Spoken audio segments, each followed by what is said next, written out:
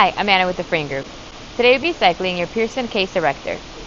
This machine is currently set at 480 volts, 3-phase. We recommend you read the manual in its entirety before powering on this machine. Systems like these are capable of running products such as you see here.